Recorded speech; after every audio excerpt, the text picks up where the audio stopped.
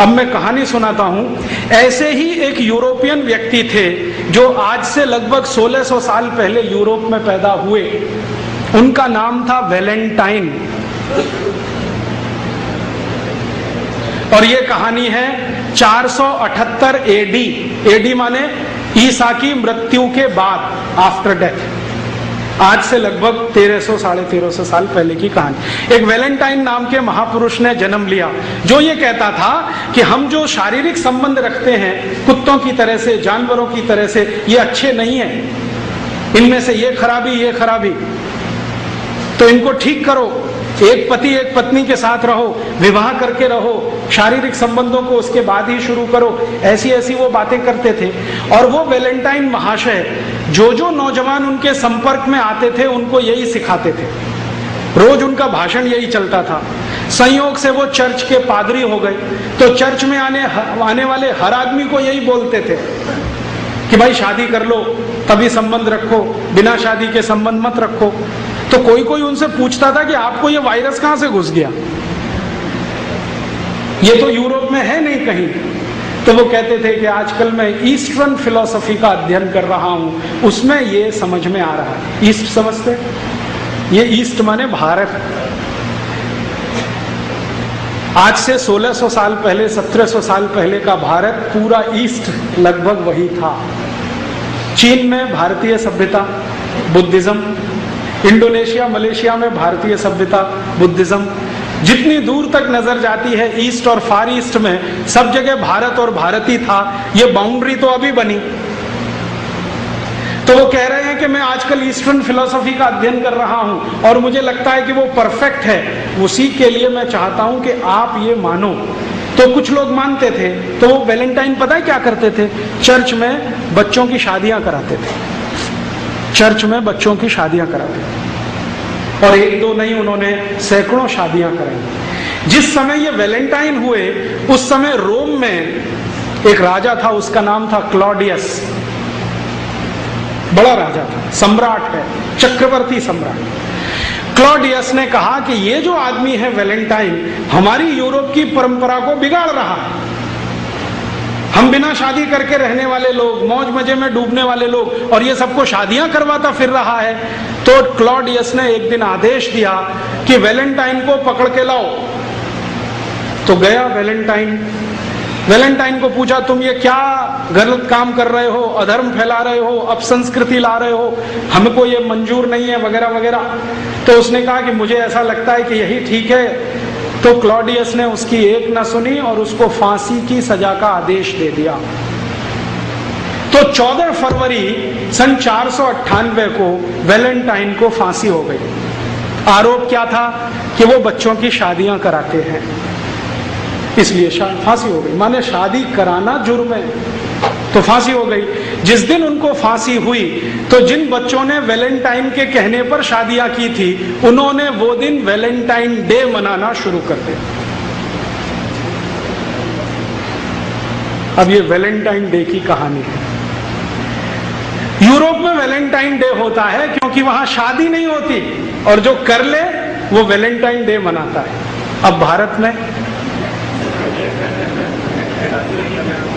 बिना अकल, बिना सोचे, बिना समझे हमने वैलेंटाइन डे चालू कर दिया। स्कूलों में, कॉलेजों में पागलों की तरह से Valentine day, Valentine day, Valentine day. और इस धंधे में बड़ी बड़ी कंपनियां लग गई जिनको ग्रीटिंग कार्ड्स बेचने हैं। वैलेंटाइन डे का ग्रीटिंग कार्ड, वैलेंटाइन डे का गिफ्ट, और वैलेंटाइन डे का तो मिठाई, और वैलेंटाइन डे का तो ये, और वैलेंटाइन डे का वो। और टीवी चैनलों ने धुआंधार उसका प्रचार कर दिया। तो गली मोहल्ले छोटे छोटे बच्चे 10-10, 12-12 साल के वैलेंटाइन डे में फंसे हुए हैं। हाँ, और ऐसे मूर्ख हैं कि वो जो कार्ड भेजते हैं ना उसमें लिखते हैं would you be my Valentine. हाँ, इसका सही मतलब है कि आप मेरे साथ शादी करोगे। और वो एक को नहीं 10-10 को भेज देते हैं, 20-20 को भेज देते हैं, 25-25 को would you be my Valentine. अभी मैं तो एक दिन तंग हो गया, परेशान हो गया। बंबई में मैं एक सज्जन के घर खाना खाने गया तो उनके घर में एक दादाजी हैं, दादाजी 65 साल के। उनको 25 ग्रीटिंग कार्ड आए हैं, लिखा हुआ would you be my Valentine. लिखने वाले कौन हैं? 15-20 साल के लड़के लड़कियां, वो दादाजी को वैलेंटाइन बना रहे हैं। मूर्खों को पता नहीं है कि वैलेंटाइन होता क्या है। बिना सोचे बिना समझे ये जो हम लेते हैं ना, ये ऐसा नाश करता है। तो यूरोप की तकलीफ है, वहां शादियां नहीं होती हैं। शादी कराने वाला कोई पैदा हो जाए तो उसको फांसी हो जाती है। इसलिए वो कभी कभी ऐसे लोगों को याद करने के लिए कुछ सेलिब्रेट करते हैं। हम उनकी नकल करें ये बिल्कुल जरूरी नहीं। परिवार में बच्चों को पालने की परंपरा हजारों साल से नहीं है, एक बात। और दूसरी बात एक और जिससे भी ज्यादा गंभीर है कि यूरोप के परिवारों में बच्चे किस बाप के हैं ये पता करना एकदम मुश्किल है, बहुत मुश्किल है। कारण क्या है? वहां जो शारीरिक संबंध हैं वो इतने खुले हैं, इतने फ्री हैं कि कोई भी किसी के साथ जाए। और जिन समाजों में शारीरिक संबंध बहुत खुले होते हैं, जहां पर शारीरिक संबंधों में लिबरलाइजेशन होता है, वहां पर बाप का पता करना बड़ा मुश्किल होता है। क्योंकि वो मां जानती नहीं है, क्योंकि पता नहीं कितनों से संसर्ग वो करती है। और ये ऐसा क्यों होता है? वो ये कहते हैं सेक्स ही जिंदगी का चरम आनंद है, इसके अलावा कुछ नहीं। तो सेक्स भोगने के लिए एक पति से संतुष्ट होते हो तो ठीक है, नहीं तो 2 के पास, 3 के पास, 5 के पास, 10 के पास, 20 के पास, 50 के पास, कोई फर्क नहीं पड़ता, क्योंकि सेक्स संतुष्टि ही जिंदगी का चरम आनंद है। ध्यान रखना। और ये प्लेटो कहता है, अरस्तु कहता है, लिबनिट्ज कहता है, दिकार्ते कहता है, रूसो कहता है।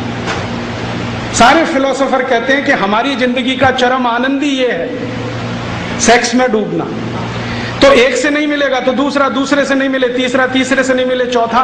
इसलिए शारीरिक संबंधों में कोई मर्यादा नहीं है, इसलिए वहां विवाह करना जरूरी नहीं है। इसलिए यूरोप में विवाह नहीं होते। आपको मालूम है आज भी यूरोप में 70% बिना विवाह के लोग रहते हैं। एक अंग्रेजी में आजकल शब्द आया है लिव इन रिलेशनशिप, बहुत चल रहा है। इसका मतलब है बिना विवाह के साथ साथ रहना।